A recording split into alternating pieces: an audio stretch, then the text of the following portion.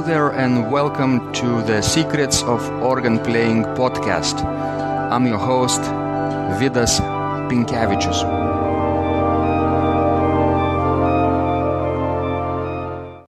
Welcome to Secrets of Organ Playing podcast number 109. This is Sunday, August 27th, 2017, and today's guest is the Canadian organist Francine Nguyen-Savaria, and she is from Montreal. Francine entered the piano class of the Conservatoire de musique de Montréal at the age of 16. 2 years later, she entered the organ class, studying under Jean Le Buis. She graduated from the Conservatory in May 2011. Francine is the recipient of many prizes and scholarships, which have allowed her to participate in the Mount Royal College Organ Academy in Calgary, Canada, and in organ courses studying with Jean Galard in Paris and Cherry Rhodes in Los Angeles. She completed her graduate studies at the University of Southern California in December 2013. Awards include the John Goss Memorial Scholarship from the Royal Canadian College of Organists and the Irene E. Robertson Music Scholarship from the USC Thornton School of Music. Francine recently performed the complete organ works of Johannes Brahms at the Calgary Organ Festival and Symposium. She also played with the Calgary Civic Symphony for the same festival. Francine has also given recitals at venues including the St. Joseph Oratory in Montreal, the Cathedral of Our Lady of the Angels in Los Angeles, and the Cathedral Center of St. Paul Episcopal in Los Angeles. Francine has been music director for St. Ambrose Episcopal Church in Claremont, California, and she now lives with her husband, Mathieu, in Belleville, and they both serve as directors of music for St. Thomas Anglican Church.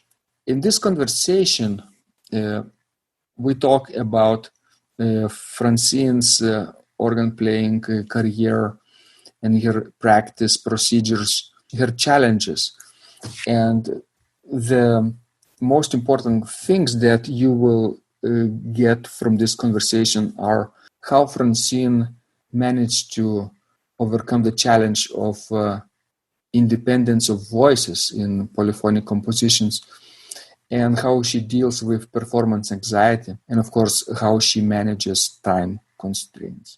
Let's go to the show. Thank you so much, Francine, for joining this conversation.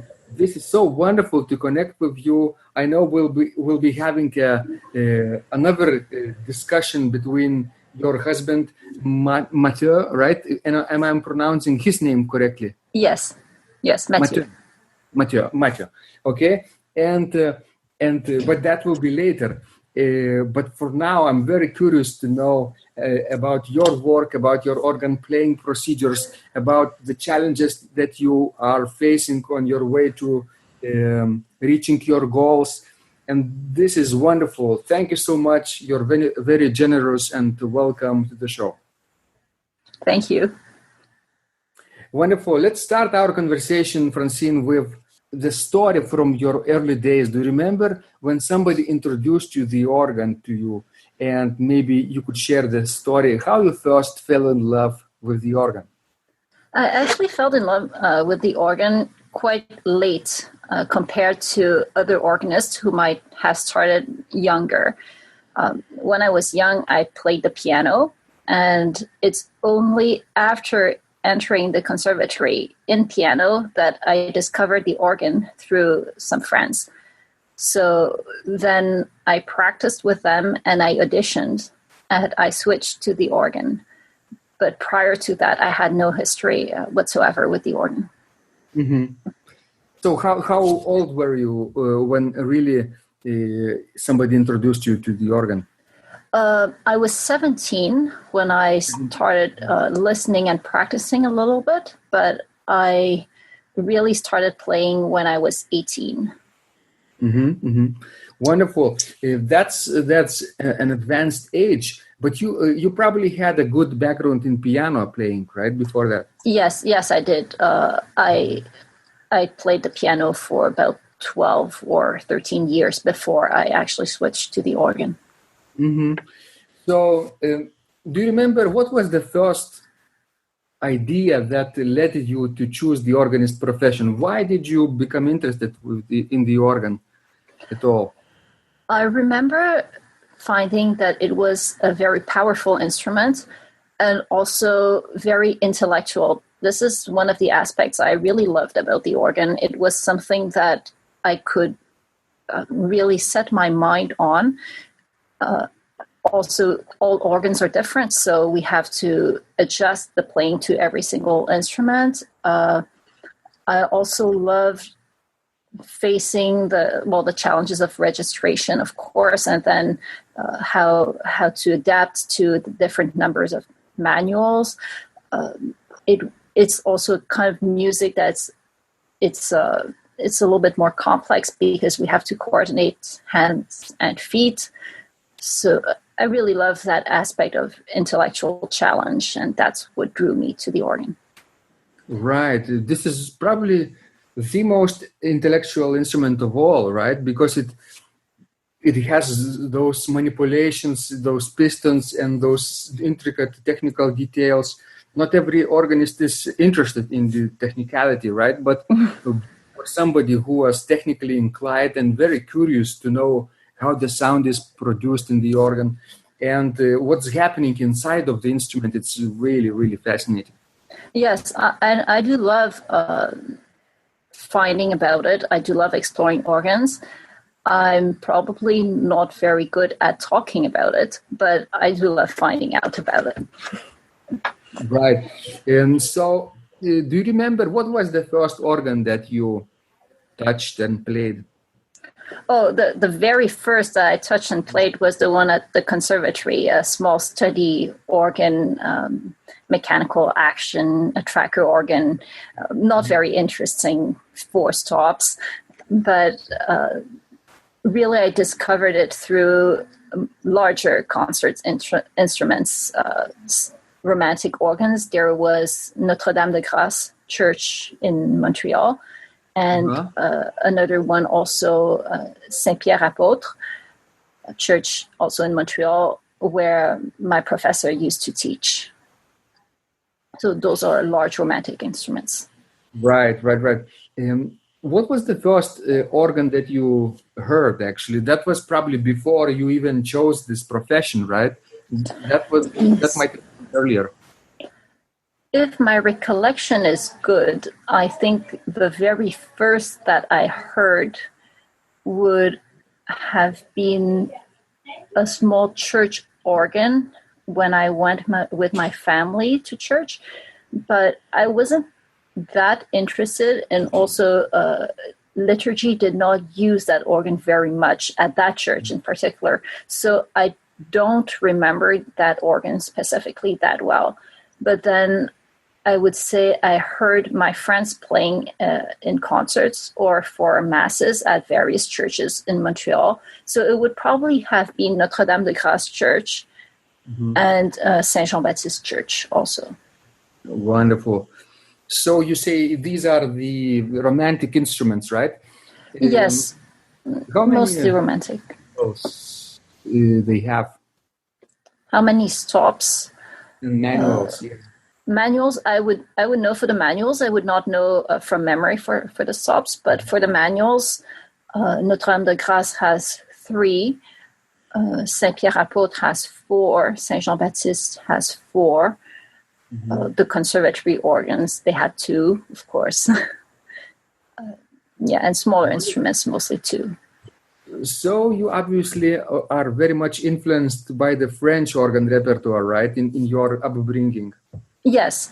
Of course, we all study Bach because it's like a staple repertoire for organists. But really, I do love French romantic and neoclassic repertoire. So do you remember the first piece that you played on the organ? Yes, well, it was a piano piece. It was Bach first prelude in C major from the Well-Tempered Clavier, because of course, I did not play the organ at the time. So it was just a friend who said, play something that you know, some Bach that you know. And then he had me add the pedals. I would double the left hand with the pedals. Yes, I do remember that. Did you add a solo pedal line from Ave Maria with the pedals at 4-foot level at that time? No, not even. I would just double the bass from the left hand. And then later on, when I actually started playing the organ, taking lessons, I played Bach's Little Prelude and Fugue in B flat major. I started learning that. I played some Couperin, Messe pour les couvents, and Berceuse by Louis Vierne. So those were my first pieces. Berceuse is very doable at the early age, the early stage, because it has not too many pedals, I would say. You could add pedals, but it's very not very obligatory. Yes, and the more I studied, the more pedals I added, of course. So by that time, of course, you are a well-rounded pianist, right? Yes. So what were the specific organistic challenges for you at this early stage? Well, there is, of course, learning to coordinate hands and feet. But I would say mostly it's the aspect of conducting every single voice separately. You know how on the piano a note would die. So whether you take it off at the exact right time or not doesn't matter as much as it matters on the organ, because then if you let go of a finger at the wrong moment, too late or too early, it really shows. We hear that gap. So the independence of fingers and the independence of every single voice, I would say, would be the biggest challenge in technical playing. And it's still today. I mean, I think it's always, for even if we study the organ for years. Independence of fingers, right? Yes. And voices. Yes. And how do you overcome this challenge today, for example, as opposed to that young age, right? Basically early age, not young age. You're still young. I mean, this when you first started and you are now a very mature organist, do you feel that you can tackle this problem of independence of voices better than earlier or not? Of course, sure. It comes with practice. I would say mostly today I'm more aware of where it will be difficult. Let's say I'm playing a piece and I will easily find where it is more difficult to do so. And so I will either isolate the section and practice this very slowly, or sometimes I will even practice hands separately to make sure. I will make sure I'm conscious of every note and every single difference in articulation between the voices. So those two-step procedure, basically, you working in fragments, not long episodes, but fragments of several measures. Yes. And then you go and practice separate voices and maybe combinations of voices, right? Yes. Yes. I like to be comfortable in knowing intellectually the score very well. So sometimes in pieces where I can do so, it's not all the repertoire, but some pieces, let's say Prélude, Fugue et Variation by César Franck, then for that piece, it happened that I would actually solfège, sing through one of the voices while playing with no stops, so on a mute manual, and play the other voices with stops. So then I could really focus on whether I knew the line or not that well. You're talking about the variation part, not the prelude. Yes, well, the prelude, it works too with the prelude, and it even works with the fugue. I've been playing the fugue and singing, focusing on solely, let's say, the alto voice, and then I make sure that I know that voice.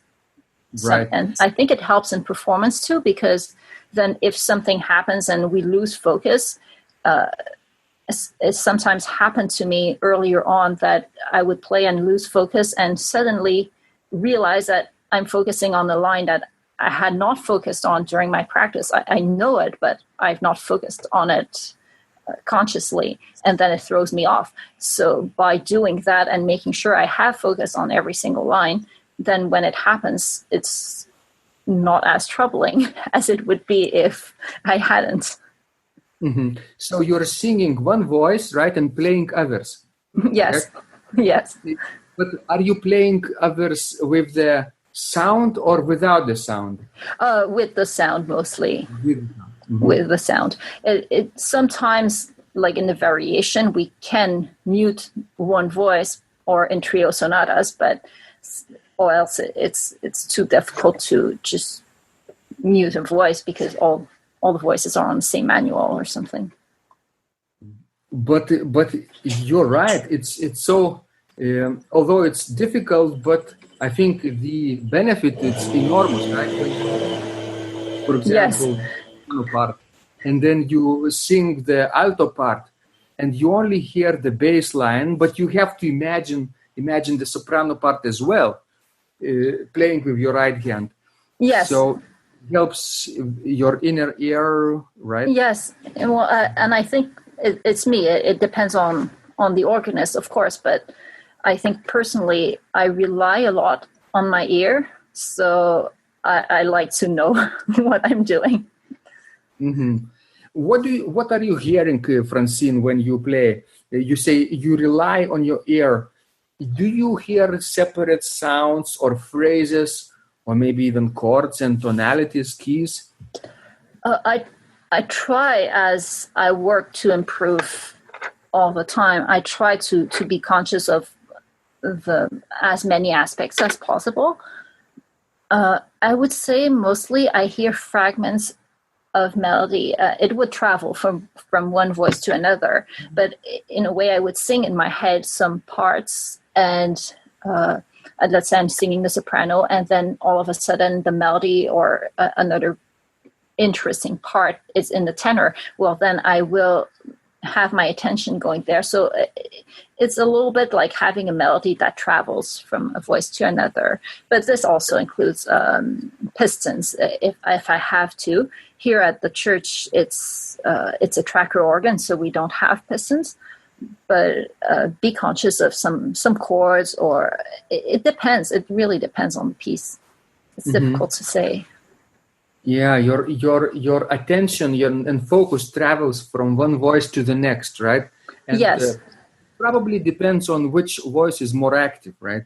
Yes. It depends on that, and sometimes a voice is more difficult than another, or just the left hand has jumps, or I don't know. I'm just saying things like that, but. Or the pedal line has a lot of movement, well, then I will have to focus on those, even though they are not the melody. Mm-hmm. Do you like to focus sometimes on the accompaniment and not necessarily very melodically developed voices, but sort of secondary voices too? Yes. It's interesting, and second, I think that sometimes it's necessary, because if it's technically more challenging, well, then I think it's important to be conscious of it. Mm-hmm. And it all basically helps to make all those voices sound independent, right? Yes. In yes, if necessary, of course. It depends on the piece. Exactly. So, Francine, this is the biggest problem, right, for you. What is the second problem?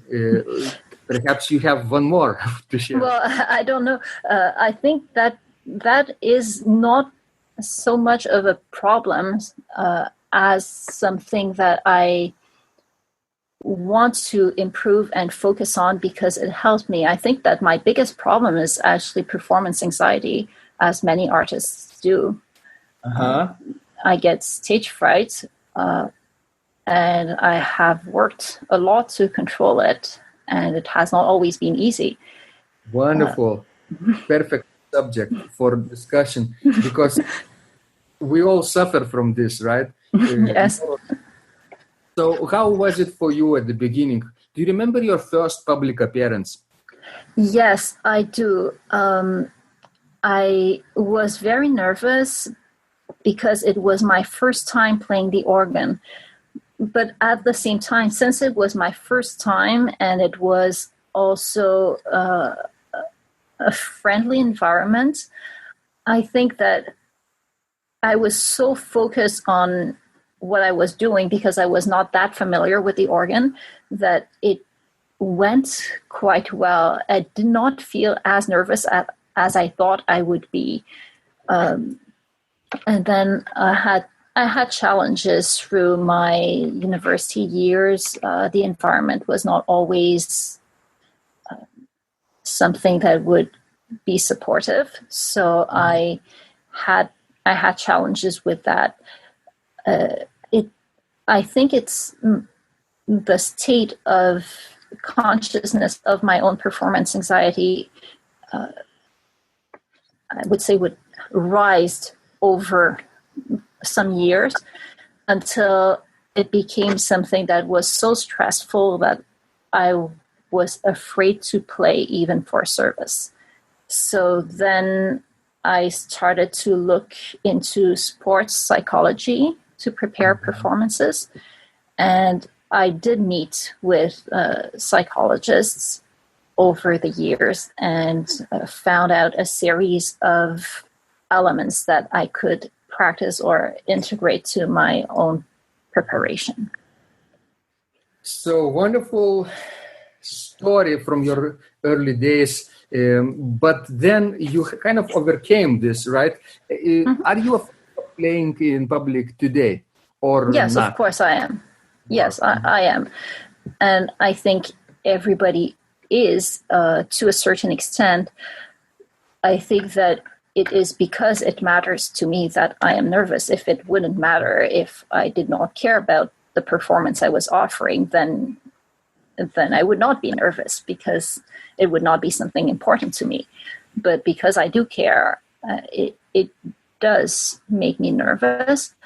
So I still feel some of it, but I think it's not as damaging as it used to be because I do have now ways of dealing with it, but I don't think it's something that totally goes away.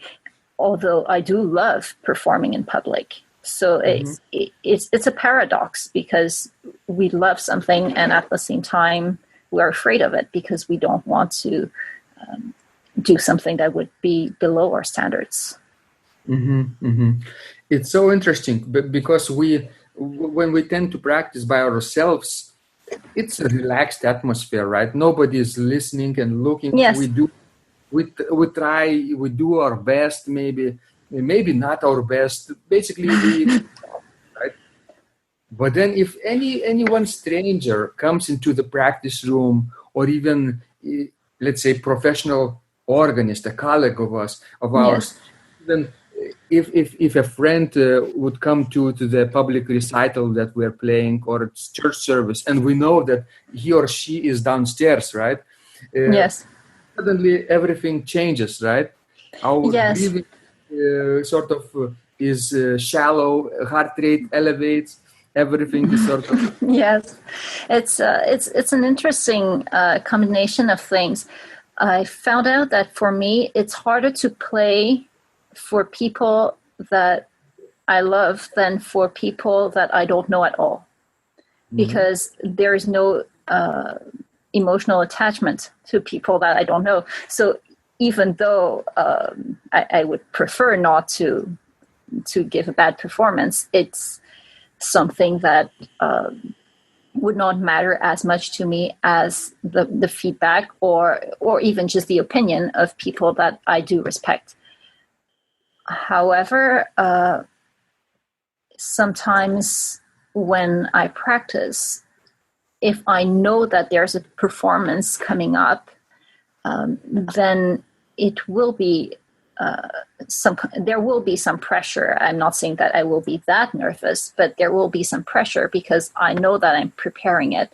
So I think the first step in overcoming my anxiety was to be aware of how I prepared my performances, and then being aware of why I was nervous and my thoughts, and then finding alternate thoughts to replace those, or reason the fear of performing in public.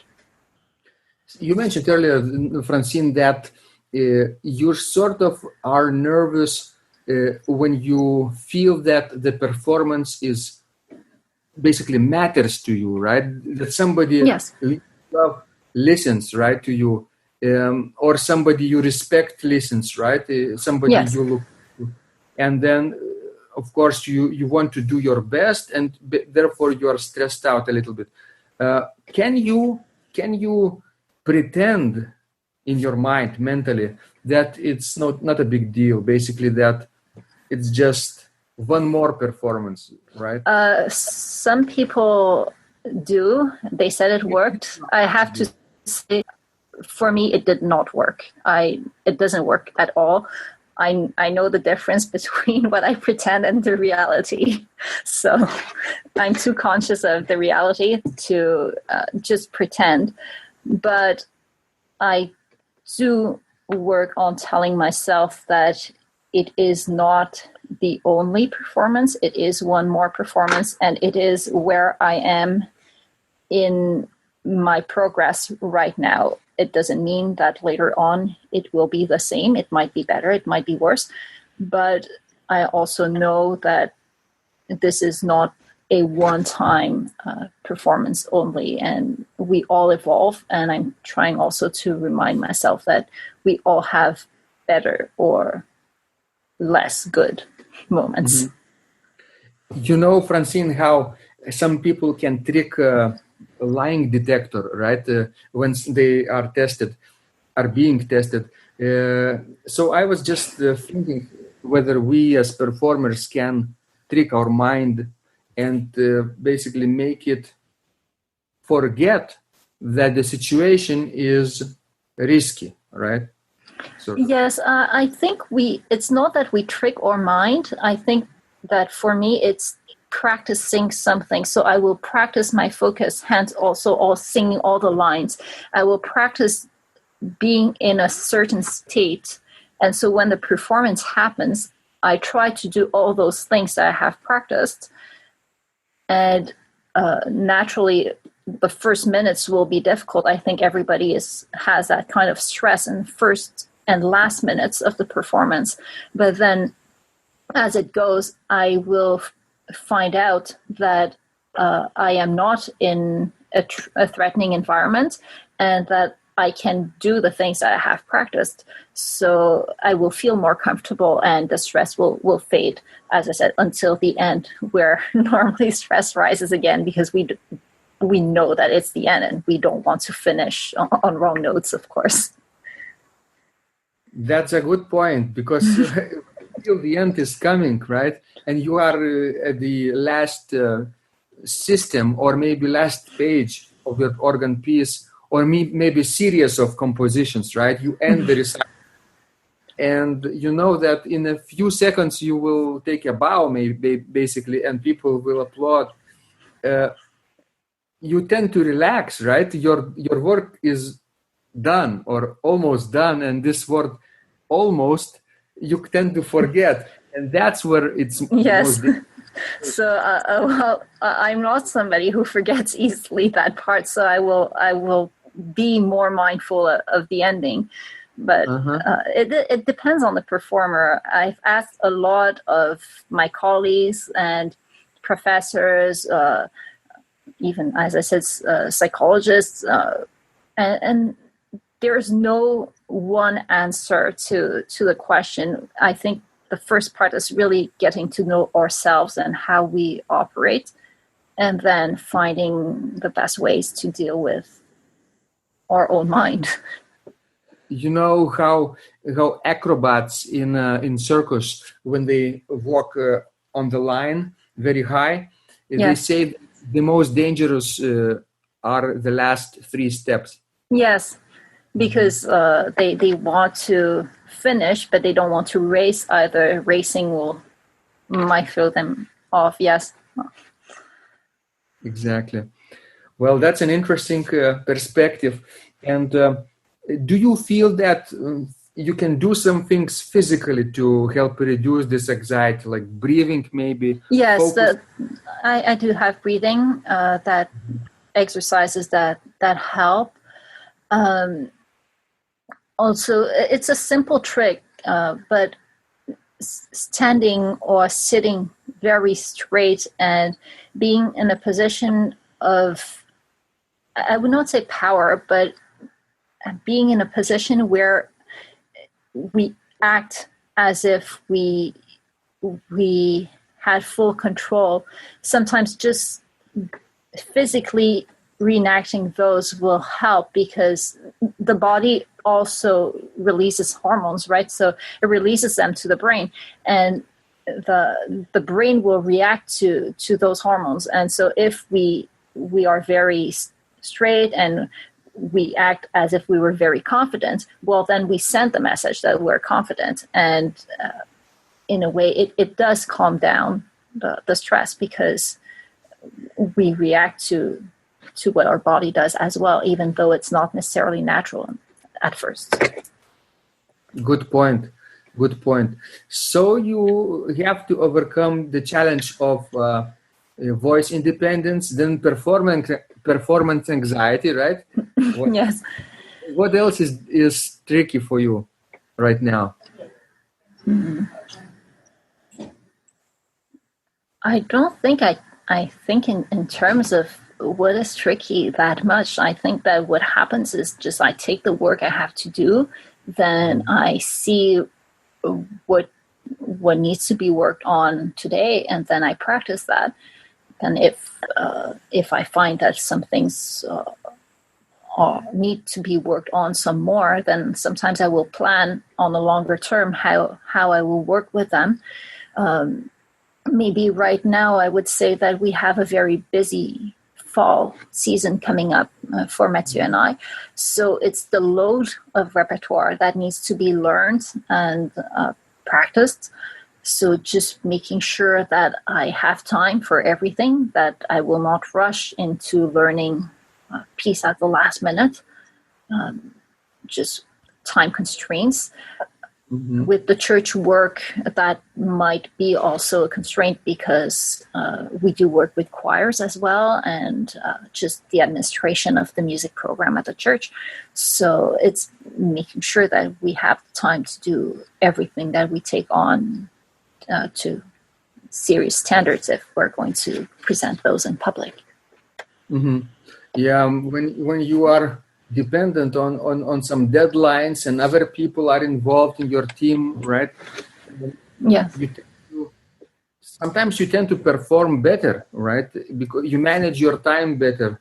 You try your time better. Yes, I think, Mathieu is a fantastic time manager. So I would have to say that mostly he decides on the schedules, and I have nothing to say, really. It goes well. But for the most part, sometimes if I have other challenges, if I have other things going on in my life, well, then I might tend to procrastinate. So I will make sure that I don't, but then it requires willpower. So I will mind myself, do a schedule, and work on those. Mm-hmm. What is your favorite time of the day to practice? Do you have one? I think it's the morning, but I would not be quite sure it would be my favorite time if I had that much of a choice. So right now, it just happens to be the morning because I'm easily ready to practice in the morning. And then because we have choir rehearsals in the afternoon or the evening during the year, although now it's the summer and we don't have them, it's just easier to keep that routine. So I practice in the morning, and often with Mathieu, we practice every day as a duet. So we practice also in the late afternoon when he's finished with his own personal practice. Mm-hmm. I'll save the discussion about your organ duet practices. You can join us later, right? Sure. Yes. This is a fantastic subject too, and his own perspective would be wonderful to share. But we'll wait. But for now, do you think that people have to have like a constant practice schedule to make like an appointment with herself or himself in the morning or in the afternoon and write down in the schedule book? I don't think so, but I think it depends on your personality. I think that for me it works best, and for Mathieu as well, because first of all, our schedule at the church is already quite strict.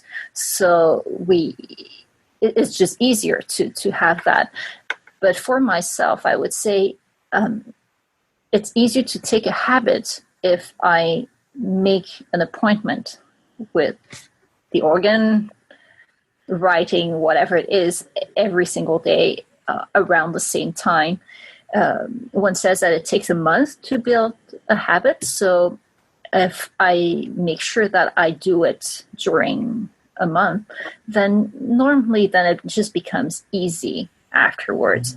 I remember having a little bit more of a hard time wanting to go to the piano and practice on the piano while Mathieu was at the organ, because I found that I had practice at the organ already in the morning. So when I went to the piano, it wasn't as interesting, and I procrastinated. I found other things to do. So at one point, I did reverse things and went to the piano first thing in the morning to make sure that I would do the piano and then go to the organ. Because I think that there's an act also of climbing those steps. We have an organ loft. So when we climb those steps and we're there and we're seated on the bench, the hardest thing is to start. But once we're started, we get focused and it's easy. So the piano, it was a little bit more difficult. So when I did that, I took the habit of practicing on the piano. And then it became something that was just a normal part of my day. And then it was easy to go back to practicing the piano a little bit later in the afternoon. And it wouldn't have the same effect of being bored that I would have early on. So I think, yes, for me, it helps to make an appointment with myself at specific times and have a routine, but it depends on the person. Mm-hmm. Mm-hmm. Yeah, some people are very free with their schedules, perhaps free artists, right? And they tend to rise up sometimes late, sometimes early. Mm-hmm. Yes. They are free. But nevertheless, the difficulty still is, as you say, sitting down on the organ bench, and yes, well, that's what happens. I happen to have several interests as well, so that book will be interesting, or that new recipe might be interesting, and it's too easy to say, oh, well, I will practice later. It's okay. Today, well, during the year with the choirs and everything, of course, I don't have that kind of luxury. But during the summer, it would be too easy to say, well, I will practice a little bit later today. I have the time today. Oh, I will go after dinner. But then it never happens because then we find excuses. We're too tired, have other things to do, that phone call, etc. So I just find it easier to just book it, schedule, and then go. Well, exactly. And obviously, having this external accountability is very good, right? When you have the deadline, when you know that other people depend on you, you can and find time to do preparation and practice more often, regularly. Yes. Well, a lot of people will say that I am my worst critic. I am harder on myself than anybody else would be. So I feel guilty if I haven't practiced, whether I'm accountable to another person or not. I just feel guilty that I haven't met my standards. So because I loathe that feeling, I will do my best not to have it, and therefore I will practice.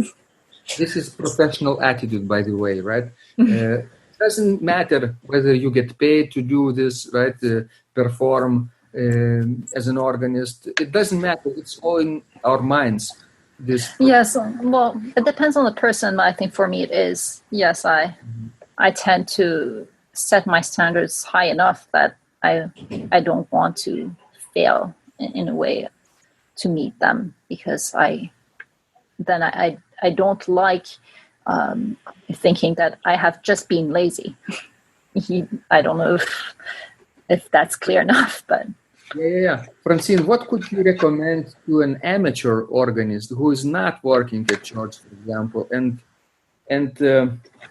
this is just a hobby, right? Organ playing is his hobby, but still they find it difficult to sit down and practice. Do you have any suggestions how to overcome this challenge? I will say. I don't know the person, so I will just say general things. But let's say first find a moment and try to keep the same. I think that helps. Then just start doing it. Really start doing it and make yourself accountable for it for a month, because it's really what it takes to build habits. So start doing that, start practicing, and then find a method to, for me, it's working in smaller sections slowly. So when I do that, I know exactly what I'm doing. Sometimes people procrastinate because they don't know where to start, who just pick a little piece of something, work on it slowly, and just get into the habit of working. Some will also say that there are several books on how to build habits, but some will also say try to have something that will reward you in the end. So I don't know. I don't drink coffee, but maybe some people like coffee. So I don't know if they would be able to play without the coffee, but let's say they do, then practice first and have that cup of coffee later. So then you get that reward from having practiced. So it depends on the person, but trying to build a habit takes about a month, and finding a moment, often linking it with something else that is already in our daily routine will help.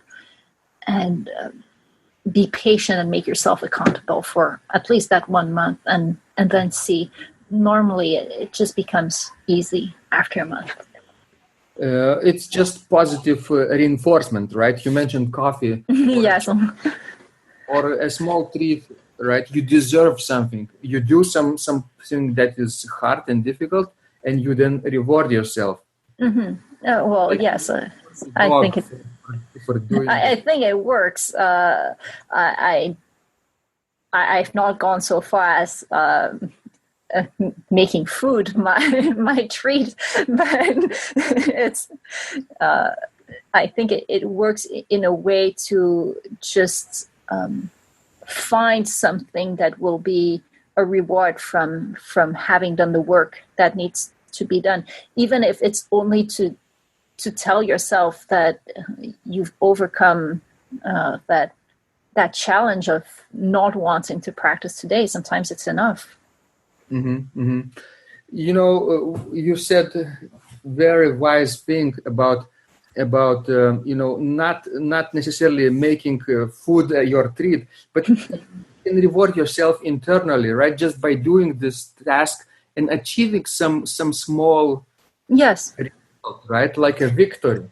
Yes, I think that works for me. I practice, and when I master a difficult section, then I feel that my practice time has been worthy. Now the problem happens when a practice does not go as well as we intended it to go, and then we feel that we have not done anything. Well, just saying, then I have practiced today, and I have done my best, and knowing also, because of how the brain works, that tomorrow I might have integrated some of my practice today that I'm not aware of right now, will also help. You've done the difficult part. You sat down and practice. You've done the work. And I think that the most difficult is to sit down, really, because then after you just get focused and you just get into it. And then 2 hours go by and we don't feel them going by, unless, I don't know, it's too hot like it is right now in the church. But apart from that, I think that the most difficult is just to get there. Wonderful. So, Francine, you mentioned your early memories with your organ playing. I don't recall you mentioned your mentors. Could you mention is there anybody in your life who taught you those things and you could acknowledge them today? I do have professors that of course I'm very grateful to. So I have Jean Le Buis, who taught me at the Montreal Conservatory, and Cherry Rhodes, who taught me at the University of Southern California. But as to just start, when I just started, it was a strange mix of colleagues, friends from the conservatory whom I knew through other classes and who just took interest, and I think a simple pleasure in teaching a pianist. So mostly two people. The very first was my colleague Denis Gagné from Montreal, who was in several theory and music history classes with me. So we knew each other from there, and it's mostly he who made me discover the organ. And then Danny Wiseman, who taught me a little bit. He mostly prepared me for my audition.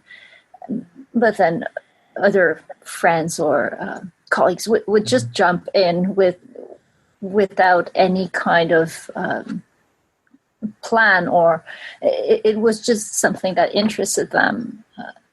I do not recall, though, Mathieu giving me any lesson. But I do remember him listening to my first attempts, but he never gave me any kind of advice. But mostly anybody who was playing the organ and knew me would just give advice, and some were contradictory. It was something else. So it's good that your mentors, did a positive, basically influence on you. And if they are alive, you could share this conversation with them, and maybe they could also, yes, they are alive, so I hope that they'll be happy to hear that they have positively influenced me. Wonderful. So, Francine, now remember yourself at when you were 17 years old.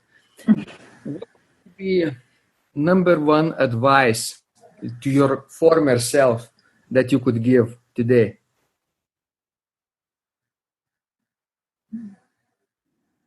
It's a good question.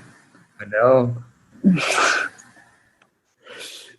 This is fun, right? You could think very deeply, and this advice, by the way, would be like a wisdom, like an insight for thousands of organists who will be listening to us from 89 countries too. So not only you will be advising and saying good things about yourself, about how to practice differently, maybe wisely, more efficiently. I don't know. Yes. Well, I don't know. I would not know what I would say to my 17, 18-year-old self. But I know that a little bit later, I had challenges that started with anxiety, and I would say today, believe in yourself. Don't take anybody's advice or comments for granted, because you might not be somebody else, and you might not be in their minds, and they are not in yours. So do believe that you have everything that you need to overcome your challenges, and find ways. And I think that those ways are not always to be found with other organists. So explore other resources, explore other fields. Don't only rely on organ professors or organists or organ mentors or anybody related solely to the organ world, but do rely on other fields as well, because sometimes there is wisdom to be found there as well. Like you mentioned, you took great wisdom from sports, right? Sports mentality. Yes. From sports. We can find a lot of TED Talks now on the internet, writers who have overcome the challenge of sitting and writing a book, several artists in other fields, sometimes anybody in any field, a searcher, a scientist. Sometimes they might have interesting things that we can apply to music playing as well. Mm-hmm. The broader we think, the more profound we can become, right, as a human being. Yeah, I think so. I don't like to limit myself to the organ practice, just simply music making. I think that there's so much to be found elsewhere as well. Wonderful, Francine. I think we will be very happy to talk with Mathieu too, and you together, like about your organ playing, duets, practices, and your performances, those kinds of experiences. And maybe we could also talk more about your work as music directors, right? Yes, that's what we do. For another episode. So thank you so much today. You mentioned so many great things, very wise things, like challenging things like independence of voices, performance anxiety, and of course managing time constraints. Fundamental, basically, human challenges that people in our profession have to overcome every day. So I hope people will be inspired to take your example, everyday example, and basically just sit down on the organ bench. That's the most difficult part, probably. Yes, well, thank you very much. And before we end, Francine, could you mention what is this place online where people could go and visit you and your work and find out more about you? So our duet website is www.duo, D-U-O, Pergulae, Pergulae.com. .com. Okay, I'll make sure to include this link into the description of this conversation, that people could literally click and visit your website. and support your work. Wonderful. Thank you so much, Francine. I say until we meet again, au revoir, and have fun practicing and overcoming performance anxiety. Do you have any public performances, public appearances coming up very soon? We have some scheduled for the fall. So we have a performance with a string quartet as well in October. And then Mathieu and I are currently working on a transcription of Beethoven's Fifth Symphony that we will perform in several places around Quebec and Ontario. I'm sure we'll be talking about that project too. Yes. Wonderful. Thank you so much, Francine. Thank you for your time. If you liked this conversation, I encourage you to visit my blog, Secrets of Organ Playing, at organduo.lt, where you will find lots of insights, practical advice, and training for every area of organ playing. You can subscribe to this blog for free to get your daily dose of inspiration and to be the first to know when any of my future podcasts roll out. I hope to help you reach your dreams in organ playing. I'm Vidas Pinkevičius. Thanks for listening, and I'll catch you online really soon.